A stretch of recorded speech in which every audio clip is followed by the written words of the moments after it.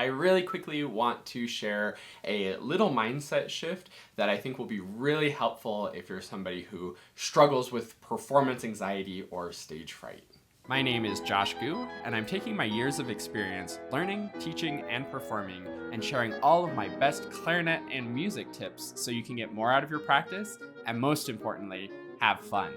You can learn more about all of my many resources at quickstartclarinet.com, and don't forget to subscribe to this channel and hit the bell to get notified when I post new videos.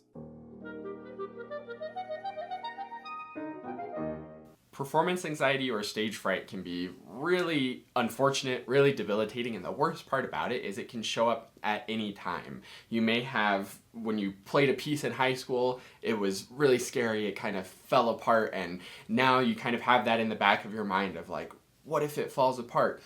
Or maybe you have performed many, many times and not gotten too nervous, and then all of a sudden it falls apart, and it's very, very scary, and then you're scared every time you perform after that. Or maybe you've gotten over your performance anxiety, and you've done many performances without any anxiety, and then all of a sudden it pops back up. And that's the unfortunate part of performance anxiety, is we never know how much there's going to be for any given performance. And certainly when it's kind of more high stakes performances or kind of more exposed things, then those are a recipe for higher performance anxiety. But I've had very high stakes performances that I wasn't very nervous for at all, and very low stakes performances that I was very nervous for. So you never really know, which is the trap. The mindset shift that I want to suggest, though, is what if instead of thinking about performance anxiety, we kind of flipped that and thought about performance confidence? Or we could kind of counter the performance anxiety with a feeling of performance confidence. And this goes much, much deeper than just saying like, oh gosh, I'm feeling anxious. Okay, I'm going to feel confident instead, because that would be amazing if it was that simple. But if you've experienced it, you know it's not as simple as just saying like, nope, I don't feel anxious anymore. It doesn't work that way with anxiety, unfortunately. So the way it can work, and kind of what I'm suggesting here, is to see anxiety and to recognize it when it comes up. So you're sitting backstage, or you have a performance tomorrow, or whatever it may be, the performance is coming up, and you're getting those thoughts of like, oh, what if I mess up? Have I prepared enough? What are the people listening gonna think? Am I going to win the audition? Am I going to get the job? Am I going to get into this school? Will I be accepted? Will I make All-State?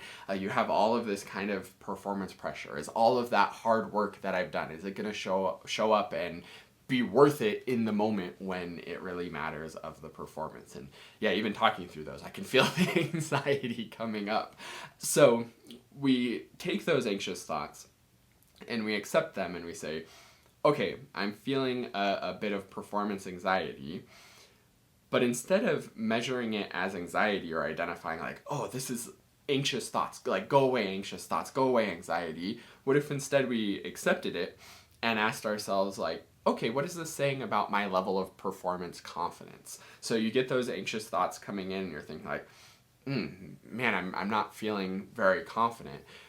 But then counter with reasons that you should feel confident. Yes, you have done the work. It doesn't matter what the people think when you're playing. It's just a performance. Think about performances that you've seen people do and how critical were you of it. If you're a good person, you've never seen somebody play their instrument, no matter how good or bad they did, and thought worse of them as a person.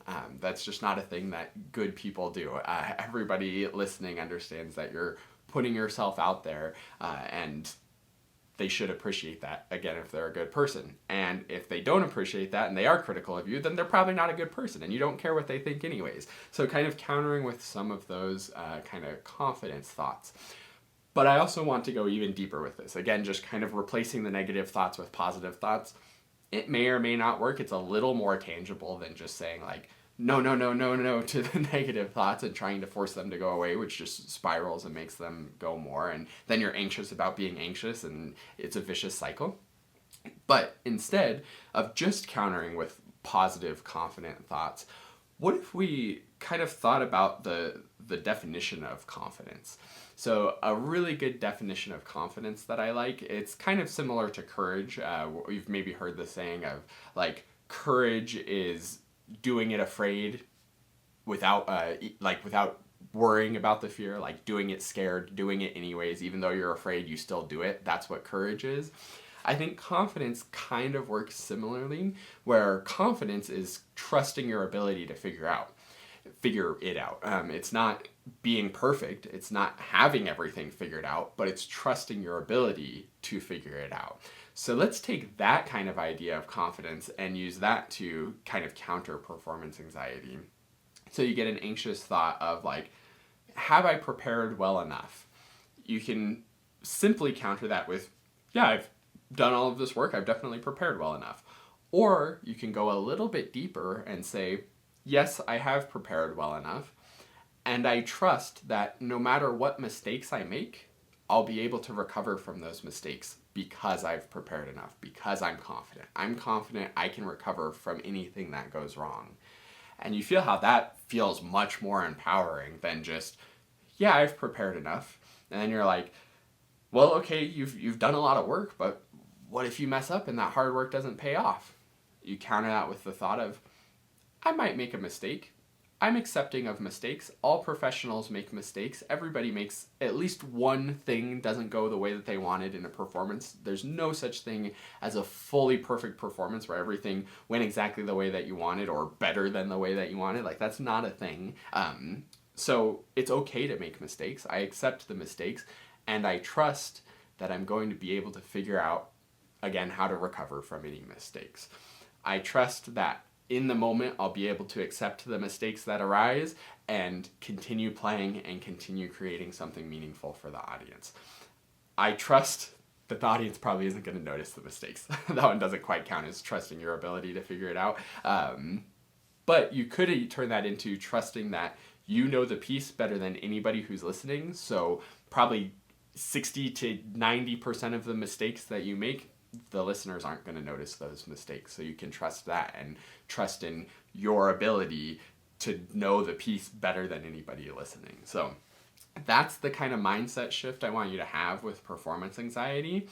And I think if you stick with this and keep working through it, you can start going into performances, and instead of worrying about your anxiety level, oh, how worried am I that this is going to fall apart, you can start thinking about your confidence level. And once that anxiety starts creeping in, be like, oh, my confidence must be low. Let me think, like, am I confident in this performance? Can I trust in my ability to figure it out? Not trust that you'll do perfect, because that's anxiety. Oh gosh, I have to be perfect. Super anxiety provoking thought. But instead, trust I can figure this out. Trust I can do what I'm here to do, which is not to play a perfect performance, because those don't exist. So you can stop worrying about trying to do that right now. And instead, trust that you can do whatever your mission is. Play well enough to get into the honor band. Play well enough to do well enough on the audition to get into the school. Play well enough to give your most convincing story to the jury panel for an audition. Whatever it may be that you're playing for, trust in your ability. And then over time, again, you can start measuring performance confidence. So when the anxiety shows up, be like, okay, I'm going to do a little bit to build my confidence, build my trust in the ability to figure it out. So hopefully that all makes sense. Let me know if anything became unclear in this in the comments below. Thanks so much for watching, and I look forward to seeing you in another video.